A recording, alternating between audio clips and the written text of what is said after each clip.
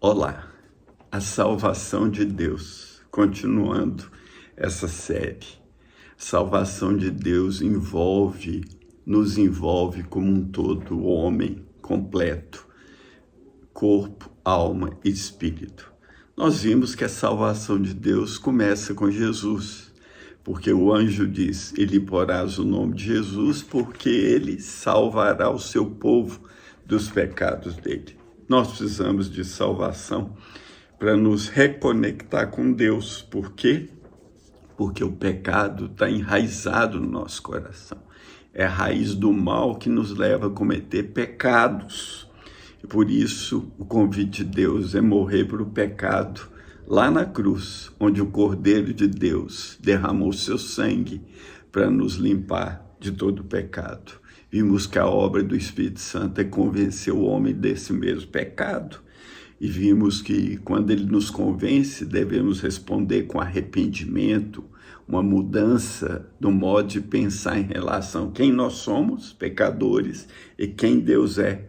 Deus é santo.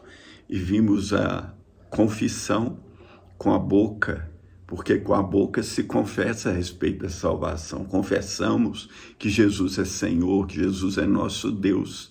E cremos no nosso coração com fé que Deus nos deu, cremos que ele ressuscitou dentre os mortos para nos justificar e nos tornar a justiça de Deus.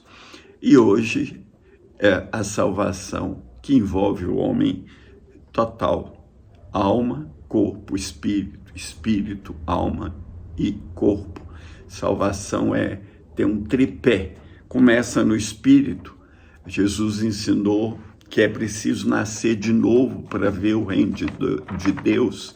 É preciso nascer da água e do Espírito Santo para entrar no reino de Deus. A água fala tanto de um nascimento natural, que nascemos da água, tivemos um nascimento natural, mas também é necessário para a salvação ter um nascimento espiritual. E quando nós temos esse nascimento, nós estávamos mortos, o nosso espírito estava morto, porque não podia mais conectar com Deus. Mas ele nos deu vida estando nós mortos em delitos e pecados. Cada um andava segundo o seu próprio entendimento, mas éramos guiados pelo príncipe da potestade do ar, o espírito, Satanás, o diabo que opera nesse mundo.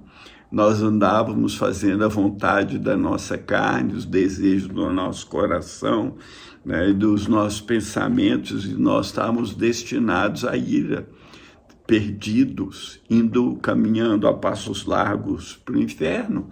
Mas Deus, que é cheio e rico em misericórdia, por causa do muito amor com que ele nos amou, ele pela graça nos salva. Pelo grande amor dele, ele nos salva e nos faz ressuscitar em Cristo e nos faz assentar em lugares celestiais. Isso está escrito em Efésios 2, de 1 a 6.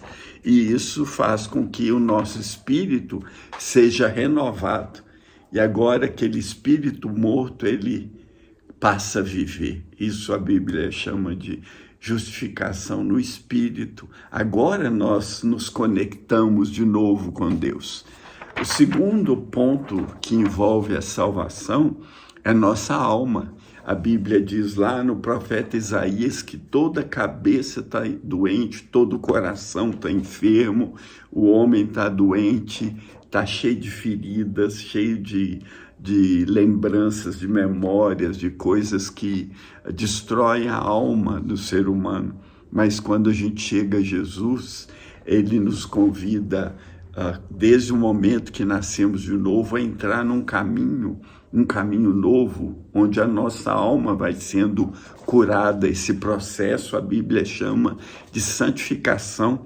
Está escrito em Hebreus 2, 12, 14, seguir a paz com todos e a santificação sem a qual ninguém verá o Senhor. A santificação é uma obra que nós, junto com o Espírito Santo, ele opera mudanças na nossa vida para cada dia mais ficarmos parecidos com Jesus.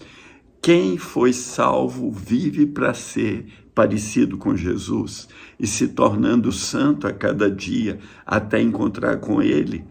Se não é assim, se não andamos desse modo, se não andamos em santidade, se não buscamos a santificação, não veremos o Senhor, como está escrito.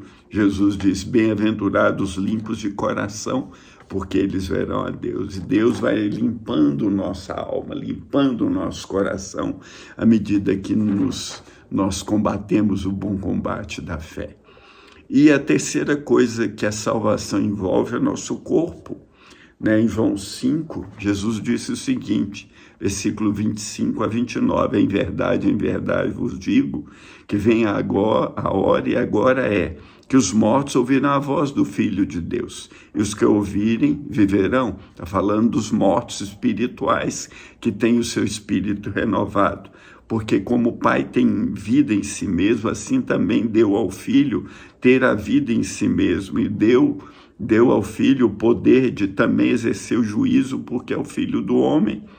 Não fique maravilhado com isso. Porque vem a hora, e agora é, em que todos que estão nos sepulcros ouvirão a sua voz, e os que fizerem o bem sairão para a ressurreição da vida, e os que fizerem o mal para a ressurreição da condenação. O pecado, ele continua operando em nosso corpo, através dos nossos desejos, que começa na mente, passa pelos olhos, pelos ouvidos, pela boca, pelas mãos. O pecado opera nos desejos do nosso corpo. Mas, quando entramos, quando morremos, ou quando Jesus voltar e houver a ressurreição dos mortos, o pecado não mais existirá. O pecado será definitivamente derrotado. A morte é o último inimigo a ser derrotado. E a morte, ela foi entronizada na vida humana por causa do pecado.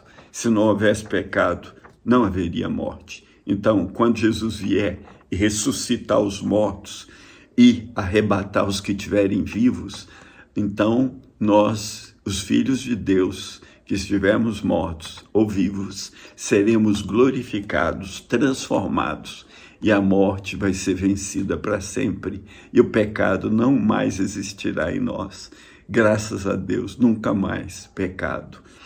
Em 1 Tessalonicenses 5, 23, 24, Paulo diz assim, o mesmo Deus de paz vos santifique em tudo, e todo o vosso espírito, justificação, alma, santificação e corpo, glorificação, sejam plenamente conservados e irrepreensíveis para a vinda de nosso Senhor Jesus Cristo, fiel que vos chama, o qual também o fará. Ele é fiel para completar a obra da salvação. Aquele que começou a boa obra na nossa vida, está escrito, vai completá-la até o dia de Cristo. Eu quero declarar que essa série sobre salvação tem o alvo da sua vida que está assistindo, de muitos outros a qual esse vídeo pode chegar. E dizer que eu quero declarar o meu amor pelos meus ouvintes. E quero declarar que Deus também te ama e quer mostrar a salvação dele a você. Um grande abraço. Fique em paz, em nome de nosso Senhor e Salvador, Jesus Cristo.